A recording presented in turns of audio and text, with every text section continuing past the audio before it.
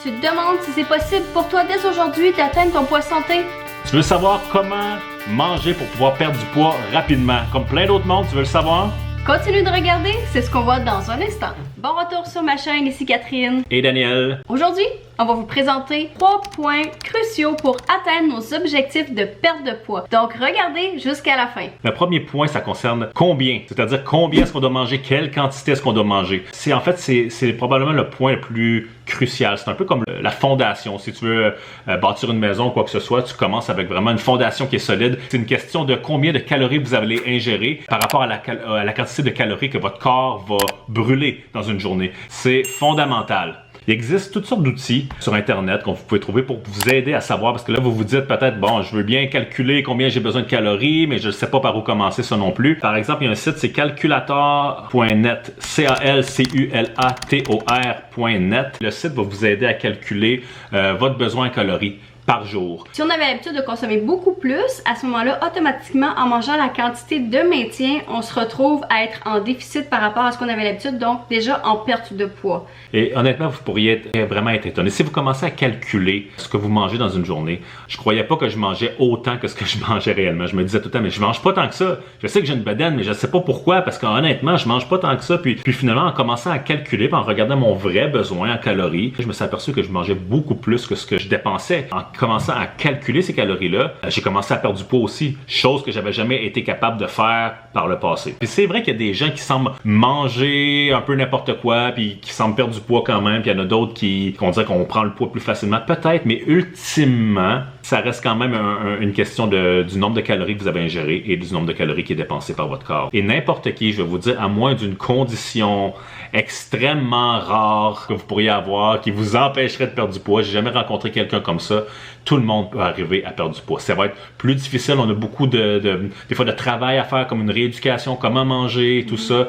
Et puis, mais le plus gros du travail, souvent, c'est au début. Ça me tente pas de commencer à compter toutes mes calories. Ça va être tellement incroyablement difficile et tout ça, mais c'est ce que je me disais. Jusqu'à ce qu'à un moment donné, je commence à le faire. Puis après quelques semaines, c'est comme si j'avais plus besoin. C'était plus si compliqué que ça parce que je savais presque par cœur. Ça se fait vraiment bien en bout de ligne. C'est vraiment la base. Vous pouvez, si vous voulez avoir des résultats, commencez par ça. Et c'est sûr que ça demande un effort, comme Daniel a dit, des fois c'est difficile un peu de penser « Ah, je vais calculer mes calories, c'est compliqué ». Pas tellement, et puis en même temps, c'est sûr que ça demande un effort parce que si c'était facile, tout le monde aurait actuellement leur poids idéal, le poids santé.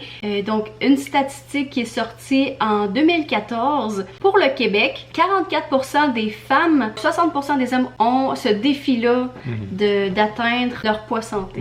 Ce qui nous amène à notre deuxième point, qu'on veut se demander, maintenant qu'on sait que c'est en fonction des calories qu'on mange, mais qu'est-ce qu'il faut manger? Mais qu'est-ce que tu dois manger dans une journée? Donc, premièrement, ce qui est super important, c'est de boire de l'eau. Beaucoup d'eau. On élimine tous les autres breuvages, les jus, les boissons gazeuses, l'alcool, peu importe, on boit de l'eau. C'est super important. Notre corps, on a tellement de besoins. Parfois, on a l'impression qu'on éprouve de la faim et on veut absolument manger. Et on se rend pas compte qu'en réalité, notre corps nous trompe. Il envoie un mauvais signal. C'est pas réellement qu'on a faim. C'est de la soif. C'est le signal de la soif que l'on ressent. Pour boire beaucoup d'eau, la meilleure chose qu'on peut faire, c'est quoi, Catherine? C'est de toujours la traîner avec nous, la bouteille, parce que sinon, c'est sûr qu'on l'oublie, on le fait pas. Je suis la première, j'ai tellement de difficulté à boire la bonne quantité que mon corps a besoin d'eau dans une journée. Il faut que je l'ai à côté de moi. Régulièrement que j'y pense parce que sinon c'est sûr que je vais pas le faire. Ouais, et juste en buvant beaucoup d'eau comme ça, vous allez peut-être vous rendre compte que vous allez moins ressentir le besoin de manger aussi pendant votre journée. Alors ne buvez pas vos calories, ok? Buvez de l'eau, ne buvez pas des calories, mangez vos calories à la place. Gardez-les pour ce que vous allez manger plutôt. Donc là, on entend souvent parler les protéines. Est-ce qu'il y en a justement, est-ce qu'on fait une diète à la protéine? C'est quoi la protéine? Pourquoi il faut manger des protéines? Est-ce que les poudres de protéines sont chimiques et toxiques pour notre corps? Peut-être. Ça dépend. Il faut bien choisir, en fait. La protéine, on en a besoin. Notre corps a absolument besoin de protéines, surtout si vous voulez bâtir une certaine masse musculaire aussi, c'est-à-dire que vous voulez perdre du poids, mais vous voulez pas perdre le muscle que vous avez déjà, vous voulez maintenir ce muscle ou même peut-être en bâtir d'autres, en bâtir plus. Vous avez besoin de protéines pour ça. Puis bon, vous pouvez trouver la protéine à plusieurs endroits, certainement dans les viandes. Vous pouvez prendre des viandes comme le poulet qui est très protéiné aussi. Ça peut devenir difficile de manger la quantité de protéines qui peut être recommandée dans une journée. C'est là que les poudres de protéines viennent à notre aide. Donc, allez voir sur bodybuilding.com. Vous allez retrouver une panoplie énorme de poudre de protéines que vous pouvez acheter sur ce site-là et la livraison est très rapide aussi. Ce qui est important aussi, oui, la protéine vient nourrir notre muscle, comme Daniel l'a mentionné, mais vient aussi nous donner une sensation de satiété beaucoup plus rapidement et beaucoup plus longtemps. Maintenant, la poudre de protéines, c'est comme n'importe quoi. Il y a plusieurs qualités, plusieurs types de poudre de protéines. C'est pour ça que quand les gens disent est-ce que c'est bon ou pas bon la poudre de protéines, il n'y a pas de réponse facile à ça. Ça dépend quelle poudre de protéines vous choisissez. Il y a des poudres de protéines, c'est vrai qu'il y a plein d'additifs dedans qui sont plein de noms difficiles à prononcer, toutes sortes de numéros qui sont dans les ingrédients, donc qui ne sont pas réellement des ingrédients.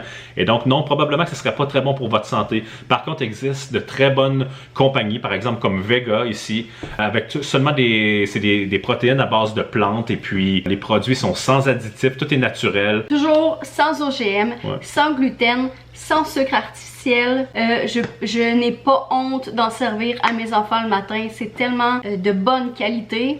Alors, c'est un excellent apport en protéines, santé, et vous savez que vous faites du bien à votre corps en consommant cette poudre de protéines-là. Donc, celle-là, on vous la recommande fortement. Maintenant, comment savoir quelle quantité consommer de protéines dans une journée? Je vous dirais que la plupart des experts en nutrition, surtout au niveau du fitness, là, ceux qui veulent réellement se remettre en forme, vont vous dire que pour savoir quelle quantité de protéines consommer dans une journée, vous devez regarder à votre poids santé. Consommer l'équivalent de votre poids en livres en grammes de protéines. Alors, si vous pesez, par exemple, 180 livres, vous auriez besoin de 180 grammes de protéines. Compte tenu 680 livres et votre poids santé. Et en même temps, en utilisant la poudre de protéines, c'est facile à quantifier. Une cuillère mesurée à l'intérieur qui va nous dire, bon, quand on en utilise une, on a déjà 20 grammes de protéines. Donc, c'est facile aussi à calculer de cette façon-là en utilisant la poudre de protéines. Donc, il y a plusieurs philosophies aussi par rapport à ce que l'on doit manger. Moi, il faut que ça soit facile. Alors, ça me dérange pas de manger pas mal la même chose à longueur de semaine, ok, que tous mes soupers soient la même chose ou que tous mes dîners soient la même chose, pour moi ça me dérange pas si c'est simple. C'est pas tout le monde qui sont faits pour ça, mais moi c'est ma façon de faire puis ça fonctionne bien pour moi. Donc pour moi le déjeuner, mon repas de choix c'est de me faire un smoothie. Ce que je vais faire c'est que je vais prendre peut-être une demi-banane, je vais mettre des fruits congelés dedans, je vais me mettre 1 ou 2 cuillères de protéines et réellement je me sens plein après ça puis je peux passer tout mon avant-midi sans aucun problème. Donc un smoothie à chaque déjeuner, c'est ce que je vais faire. Pour ce qui est du dîner, mes plats sont déjà préparés et puis je vais avoir du bœuf dedans ou du poulet. Je vais mettre un peu de brocoli, souvent un petit peu de riz aussi au travers. Ça va être mon dîner. Ça va être mon dîner 7 jours sur 7. J'ai aucun problème avec ça. C'est quelque chose que j'aime manger. Donc j'avais une demi-tasse de viande comme quantité aussi, puis un quart de tasse de riz. Puis oui, une tasse de légumes aussi, bien sûr. Pour le souper? Pour le souper, ça va être la même chose, mais je vais couper les carbohydrates, donc j'aurai pas le riz. Ça va être mon souper. Pour moi, c'est sûr que le boring eating, c'est vraiment pas mon type. Moi, j'ai besoin de variété. Donc pour moi, une journée typique, ce serait plutôt, je peux prendre une gaufre au déjeuner à moins de 100 calories et je vais mettre environ l'équivalent d'une cuillère à thé de fromage à la crème dessus. Ensuite, moi, je vais me prendre une collation. Une orange avec un bout de fromage. Et pour le dîner, je vais me faire un sandwich, mais seulement avec une tranche de pain. Donc, je vais prendre une tranche de pain que je vais couper en deux. Je vais mettre comme ça de la laitue, du fromage et je vais mettre du poulet à l'intérieur avec une cuillère à thé de mayonnaise, des épices bruschetta, des herbes de Provence. Ça, je vais accompagner avec un bol de soupe qui est fait de bines noires avec de la soupe aux tomates qui est savoureuse à mon goût. À la collation de l'après-midi, un shake de protéines. Et pour le souper, je vais prendre un spaghetti. Donc, quand je parle d'un spaghetti, c'est sûr que moi, je vais plus être du genre de calculer mes portions que les calories. Mais quand je sais qu'à la fin de la journée, moi, je suis un plan qui, à la fin de ma journée, je suis toujours à 1000 calories. Peu importe. 1000 à 1200. Je vais me prendre une cuillère à graduer. À ce moment-ci, pour le spaghetti, c'est une demi-tasse. Ensuite, je vais prendre un quart de tasse que je vais mettre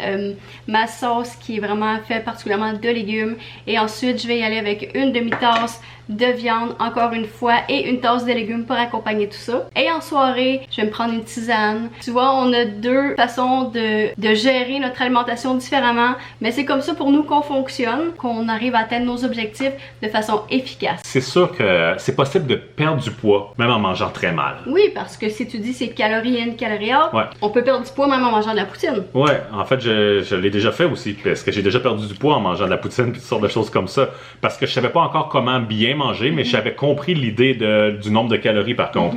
Donc je pouvais presque rien manger dans ma journée en me disant le soir par contre je vais avoir ma poutine et tout ça. Et puis je pouvais vraiment mal manger. Donc je perdais du poids quand même parce qu'en bout de ligne, mon nombre de calories ingérées dans ma journée était quand même plus bas que ce que je dépensais. Le problème par contre avec cette mentalité-là, c'est que t'es pas en santé. Tu perds du poids, mais tu donnes pas à ton corps ce que ton corps a besoin. Il manque de protéines, il manque de vitamines, il manque de bonnes choses pour la santé. Et donc, vous allez vous sentir vraiment mal. Vous allez fatigué, très peu d'énergie, très peu de vitalité, peut-être même dépressif et toutes sortes de choses comme ça. Vous êtes mieux si vous commencez à couper le nombre de calories, que les calories que vous mangez, que les calories que vous ingérez soient des bonnes calories, quelque chose qui fait du bien à votre corps. Je veux parler de la préparation que ça demande. Premièrement, ce qui est important quand on veut avoir une réussite dans ce projet-là, qui est un projet de vie, qui est un projet de santé pour votre vie, qui vous apporte à avoir un sentiment de réussite et d'accomplissement. Donc, premièrement, ce qui est important, c'est d'éliminer, de faire un ménage de votre garde-manger, de tout éliminer, les gâteries que vous pouvez avoir. Si vous avez des choses au congélateur, les pizzas pochettes, des pogos, peu importe là, qu'est-ce que c'est, on élimine tout ça. Donc, moi, ce que je conseille, c'est pas de dire, bon, ben, je vais manger tout ce qui me reste, puis quand j'en aurai plus, ma prochaine épicerie sera mieux.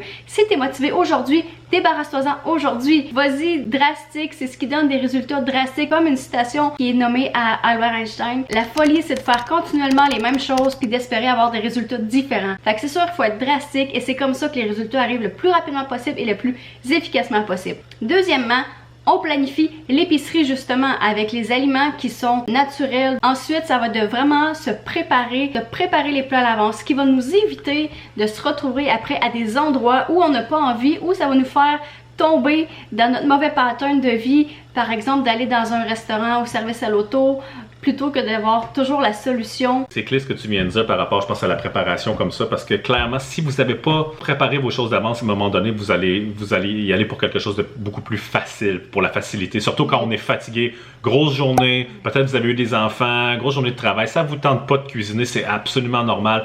Vous allez probablement y aller pour la facilité et c'est là que vous allez un peu comme dérailler de votre objectif et c'est là souvent qu'on perd. Et c'est pour ça qu'on a besoin de la planification, parce qu'il va y avoir de ces moments-là, il va y avoir des inattendus, il va y avoir des moments où finalement la journée était tellement plus remplie que c'était supposé. Alors si vous êtes déjà prêt, vous avez vos plats, vous vous posez pas la question qu'est-ce que je vais manger, c'est déjà là, c'est prêt, il vous reste juste peut-être à le faire réchauffer. Vous risquez beaucoup plus de vous maintenir, de maintenir votre objectif plutôt que de perdre finalement cette journée-là, puis de vous décourager peut-être. Donc c'est vraiment une clé, se préparer d'avance, faire des plats comme ça. Ouais. D'avoir toujours une barre ou deux protéinées dans son sac, prêt justement pour les fringales, qui va venir nous aider à patienter puis de pas nous faire dérailler de notre objectif. Quand on a des journées où on sait que par exemple on est invité à un souper spécial, si on sait qu'on a un moment dans notre journée où on risque de dépasser nos calories, mais en ayant la soirée en tête quand on prépare notre plan pour la journée, c'est plus facile comme ça de dire ok, donc je vais garder mes carbohydrates, je vais attendre parce que certainement il va probablement plus en avoir au souper, donc je vais modifier ma journée, diminuer mes calories parce que probablement que ce soir je vais dépasser. Donc vraiment de travailler au niveau de la planification, de l'organisation, c'est vraiment ce qui aide à la réussite de ce projet de vie. Il y a plusieurs mentalités par rapport au quand aussi. Quand est-ce que je dois manger? Certaines personnes vont dire, OK, la meilleure façon de faire, c'est d'avoir plusieurs petits plats dans cette journée. Par exemple, il y en a qui vont se faire 6 plats dans une journée.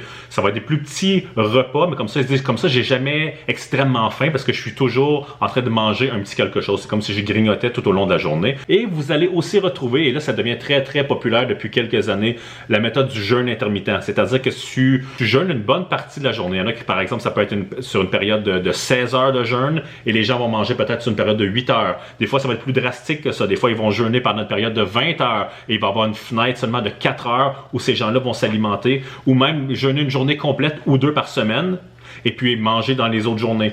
Donc, ça devient très, très populaire, le jeûne intermittent comme ça. Alors, on peut se demander, donc, c'est quoi la meilleure méthode? Qu'est-ce que je dois faire? Plusieurs petits repas, un seul gros repas, 2 gros repas et le reste du temps, je jeûne. Qu'est-ce qui est la meilleure chose à faire? Donc, si on y va selon notre premier point qu'on a mentionné, qui était les calories consommées et les calories dépensées, toutes ces méthodes-là sont bonnes en fonction de la quantité de ce qu'on va manger. Si on n'a pas de difficulté à se lever le matin, de pas déjeuner, pas trop avoir encore faim même à l'heure du dîner, ça peut être une bonne opportunité pour vous d'essayer le jeûne intermittent.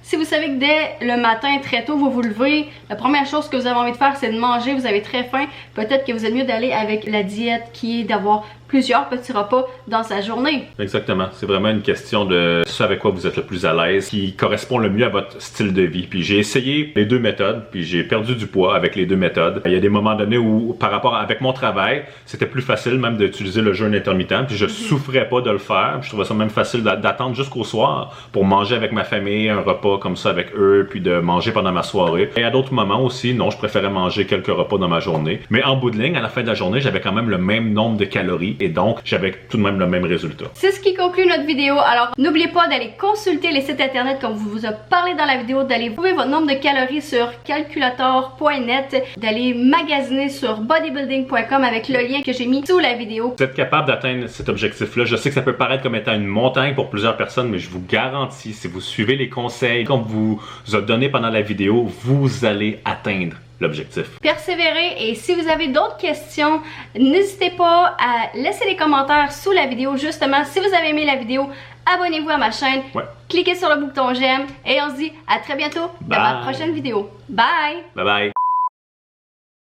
Ton poids santé, ton poids santé... Te demandes-tu ça? On va te répondre. Tu veux savoir comment manger rapidement?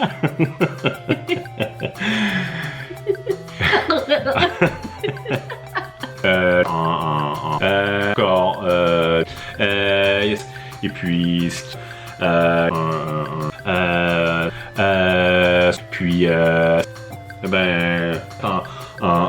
et...